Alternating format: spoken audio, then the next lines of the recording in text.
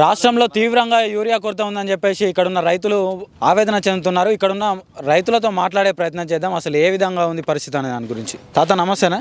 నమస్తే. చెప్పండి. యూరియా దొరుకుతలే అని చెప్పేసి రోడ్ల మీదకి వచ్చి ధర్నాలు చేస్తా ఉన్నారు రైతులంతా. యూరియా దొరుకుతనే లేదు. యూరియా దొరకక ఇప్పుడు ఈ వరకు మంది వేయలే నేను. ఎందుకని మరి?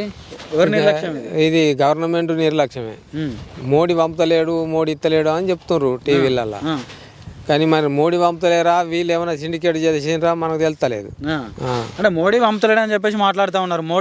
మోడీతో కొట్లాడి తెచ్చుకోవాల్సిన బాధ్యత కాంగ్రెస్ ప్రభుత్వం ప్రభుత్వం వాళ్ళతో కొట్లాడాలి, మనకు వచ్చే వాటా తెచ్చుకోవాలి.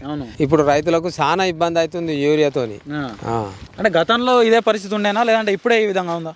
లేదు, గతంలో యూరియా మంచిగా వచ్చింది కేసీఆర్ గవర్నమెంట్లో. ఇప్పుడు మరి ఈ సంవత్సరమే ఇట్లా అవుతుంది.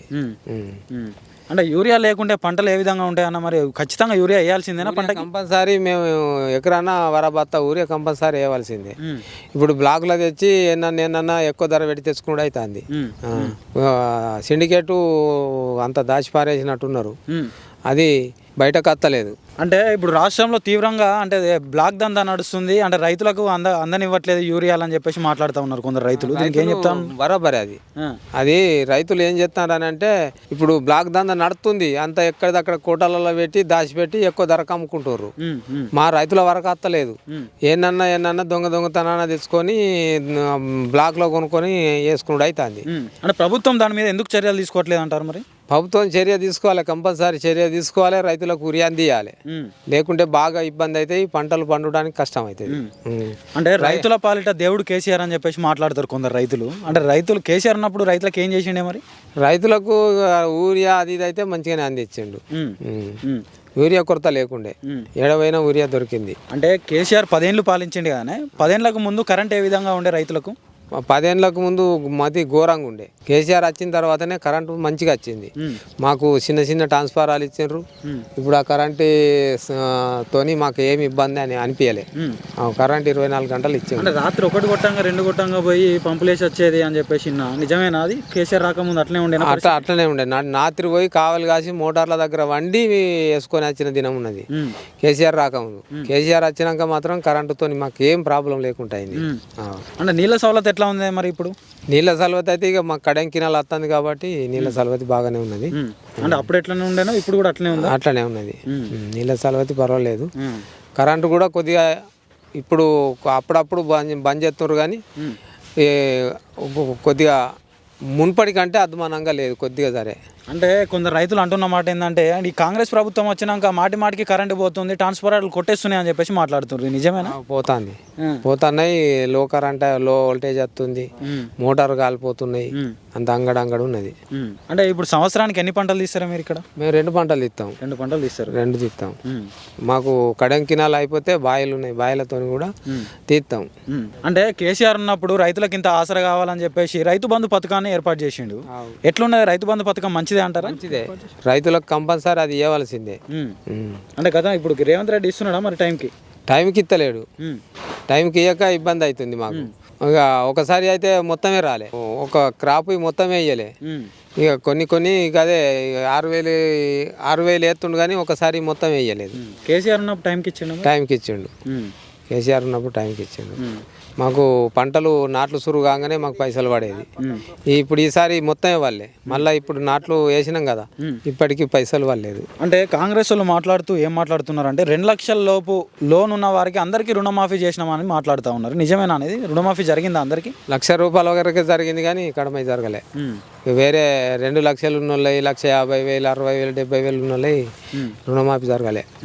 ఇప్పటికీ మా ఊళ్ళో చాలా మంది రైతులు ఉన్నారు జరగని వాళ్ళు. అంటే కేసీఆర్ ఉన్నప్పుడు ఒక గుంట భూమి ఉన్నా కూడా రైతు ఎవరైనా చనిపోతే 5 లక్షల రూపాయలు రైతు బీమా అనేది వచ్చేది. ఇప్పుడు కాంగ్రెస్ ప్రభుత్వం వచ్చినాక వస్తుంది అది? కాంగ్రెస్ ప్రభుత్వం వచ్చినాక కూడా వస్తుంది అనుకుంటున్నా.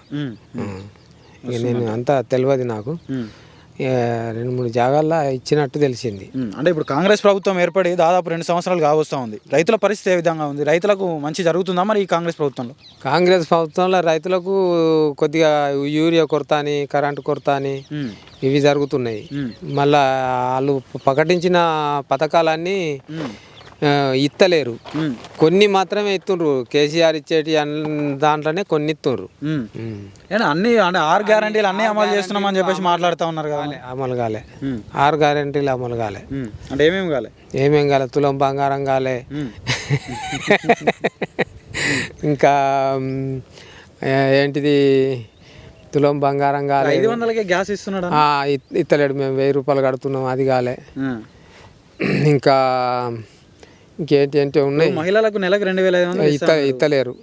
ఇప్పుడు భూమి లేని వాళ్ళకి కూడా సంవత్సరానికి 12,000 రూపాయలు వేస్తామని చెప్పేసి మాట్లాడండి రేవంత్ రెడ్డి గారు. ఇత్తలేరు. అంటే పెన్షన్లు ఏ విధంగా ఉన్నాయి? ఇప్పుడు 2,000 ఉన్న పెన్షన్ 4,000 చేస్తా అన్నాడు, 4,000 ఉన్న పెన్షన్ 6,000 చేస్తా. గయ్య 2,000 వస్తున్నాయి. ఇత్తలేరు. మరి ఎన్నికల ముందు హామీలు ఇచ్చిండు కానీ ఇత్తలేడు. సో ప్రభుత్వానికి ఏం చెప్పదలుచుకున్నావు మరి? ఇవ్వాలని చెప్తున్నా. ఇప్పుడు గవర్నమెంట్ వాళ్ళు ముదాలు ఎలక్షన్ అప్పుడు కంపల్సరీ అన్ని వాగ్దానాలు చేసినాయి, అన్ని అమలు చేయాలి. చేస్తలేరు. అంటే ఇప్పుడు స్థానిక ఎన్నికలు రాబోతా ఉన్నాయి దగ్గరలో. మరి ఏం చెప్పదలుచుకున్నారు మీరు? ఏం చెప్పదలుచుకున్నామని అంటే ఇక మళ్ళా కేసీఆర్నే గెలిపించేటట్టున్నారు జనం. అయితే అట్లనే ఉన్నది మూవ్మెంట్. అయితే అట్లనే నడుస్తుంది. అంటే ఊళ్ళో సర్పంచ్ ఎన్నికల పరిస్థితి ఏ విధంగా ఉంది మరి? అంటే క్యాండిడేట్ ని చూస్తారా, పార్టీని చూస్తారా? ఇక సర్పంచ్ ఎలక్షన్ లో క్యాండిడేట్ నే చూస్తాం. చూస్తారు కదా. మంచోడా చెడ్డోడా అదే చూస్తాం. పార్టీ పరంగా ఉండదు అది. అంటే అభివృద్ధి ఏ విధంగా ఉంది? ఇప్పుడు గతంలో కేసీఆర్ ప్రభుత్వాన్ని చూసినావు, ఇప్పుడు రేవంత్ రెడ్డి గారి ప్రభుత్వాన్ని చూస్తున్నావు. అంటే ఎవరి అన్ని అన్నదానికంటే ఎక్కువ ఇచ్చిండు. ఎలక్షన్లో చెప్పిన దానికంటే ఎక్కువ ఇచ్చిండు. కానీ వీళ్ళు చెప్పిన దానికంటే తక్కువ ఇస్తున్నారు. అంటే మళ్ళీ 10 ఏళ్ళు కూడా నేనే ఉంటా అధికారంలో అని చెప్పేసి రేవంత్ రెడ్డి గారు మాట్లాడుతూ ఉన్నాడు. మరి అది నిజమే అంట? 10 ఏళ్ళు ఉంటాడా మళ్ళీ? ఇక అది ఎలక్షన్ అత్తే తెలుస్తుంది. ఇప్పుడు నేనేం చెప్పలేను. ఎలక్షన్లు వస్తే తెలుసు. ఎలక్షన్లు వస్తేనే తెలుస్తుంది. సో మరి నీ వరకు చెప్పు, మళ్ళీ ఎలక్షన్లు వస్తే ఏ పార్టీ వస్తే బాగుంటుంది అనుకుంటున్నాను? కేసీఆర్ వస్తాడు అనుకుంటున్నాను నేనైతే. కేసీఆర్ వస్తారంట. మరి కేసీఆర్ అంతా తెలంగాణని అప్పుల కుప్పగా చేసిపోయింది అని చెప్పేసి మాట్లాడుతూ ఉన్నారు కానీ అంటారు కానీ ఇక అక్కడి సంగతి మనకేం తెలుస్తుంది? అప్పులు చేసిండా? రైతులకైతే మేలు చేసిండు. రైతులకైతే ఒక విధంగా మేలు చేసినట్టే. రైతులకు మేలు చేసిండు.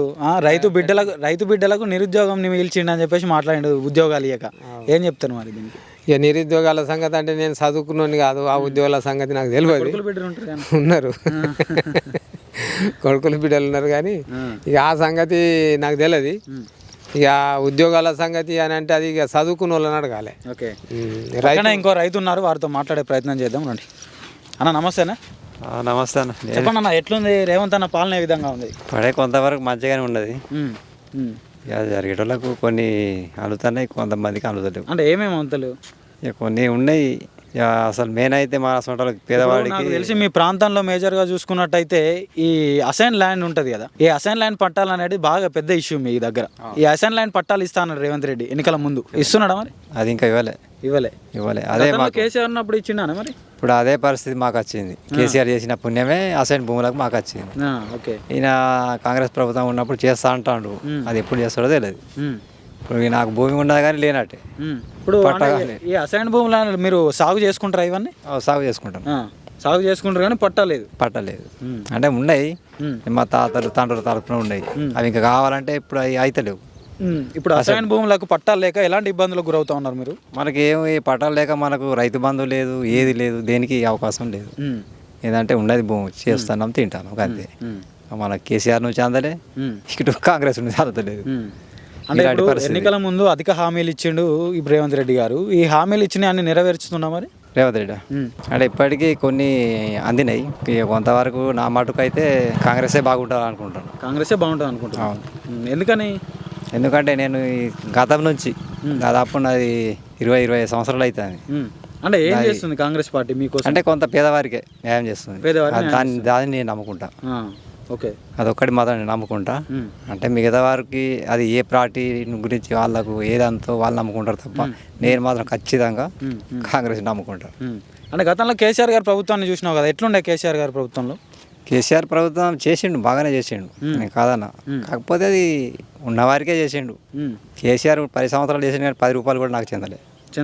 10 రూపాయలు కాదు, 10 రూపాయలు చెందలే. అందువల్ల అంటే కేసీఆర్ ఉన్న హయాంలో కరెంట్ అనేది బ్రహ్మాండంగా ఇచ్చిండు అని చెప్పేసి మాట్లాడారు. కేసీఆర్ రాకముందు అంటే 1 గంటకు 2 గంటలకు రాత్రి కొట్టంగా ఏదో పురుగు భూషులు ఉండగా కూడా మేము పోయి ఒక కరెంటు వేసేది, పంపులు మోటార్లు వేసేది అని చెప్పి మాట్లాడారు కదా. అంటే కరెంట్ కేసీఆర్ వచ్చినాక ఎట్లున్నది? కేసీఆర్ వచ్చినా కరెంట్ ప్రాబ్లం లేదు. ఇక గతం కాంగ్రెస్ ఉన్నప్పుడు అదే రాత్రిపూట కావలి కాసుడే కరెంటు అవన్నీ చాలా మంచిగా చేసిండు బాగుంది కానీ కొన్ని పథకాలు వృధా చేసిండు అంటే ఎలాంటి పథకాలు వృధా చేసిండు? ఇలాంటి పథకాలు ఇప్పుడు భూముల గురించి అసైన్ భూములు మాలాంటి వాళ్ళవి ఇప్పుడు కొన్ని అంటే అసైన్ భూములు పట్టాలు ఇస్తా అని చెప్పేసి ఇయ్యలేదు. ఏమైనా ధరణి పెట్టిండు కదా అన్న. ధరణి ఆ ధరణి చేయబట్టి ఇప్పుడు ఆన్లైన్లో ఈ పట్టాలు రెవెన్యూ తీసేసిండు. అలాంటి పరిస్థితి వచ్చింది మాకు. ఓకే, అంటే ఇప్పుడు ధరణి తీసేసి మళ్ళీ భూభారత్ తీసుకుని వచ్చింది కదా. అది కాంగ్రెస్ భూభారతి ఇది ఇంకా చేస్తాను లేడు పెట్టిండు కానీ భూభారతి అసైన్ భూముల కూడా చేస్తా అంటాడు. ఇంతవరకు అయితే ఇంకా లేదు. అంటే ఇప్పుడు మరి త్వరలో స్థానిక ఎన్నికలు రాబోతా ఉన్నాయి. ఏ పార్టీ వస్తే బాగుంటుంది అనుకుంటున్నారు మీరు? అలాగే పార్టీ సంబంధం లేదు. క్యాండిడేట్ మంచోడు కావాలి కానీ మనకు పార్టీకి సంబంధం లేదు.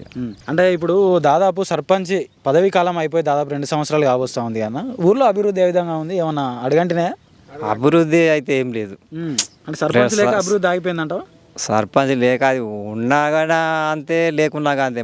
మాది మారుమూల గ్రామం. పోదామంటే ఇప్పుడు నాటేసుకోవచ్చు. మా రోడ్ అట్లా ఉన్నది. సంవత్సరం దాటింది. మా ఎమ్మెల్యేనే దగ్గరోడే. ఆ ఎమ్మెల్యే కూడా అంతే పట్టించుకుంటలేడు. మన వేడమా బుజ్జి సాబ్ అడిగినాం ఇస్తా ఇచ్చుడు లేదు. రోడ్ అయ్యేది లేదు. మా పిల్లలకు కూడా లోపల నుంచి రోడ్ మీద తెచ్చి ఆటో ఎక్కించి పంపించే పరిస్థితి. డెవలప్మెంట్ అంటే ఓన్లీ సిటీల వరకే చేస్తున్నాయి ఈ ప్రభుత్వాలు. అంటే గ్రామాలను ఎందుకు పట్టించుకోవట్లేదు అంటే ఏం చెప్తారు? గ్రామాలకైతే మాకు ఇప్పటికీ అభివృద్ధి లేదు.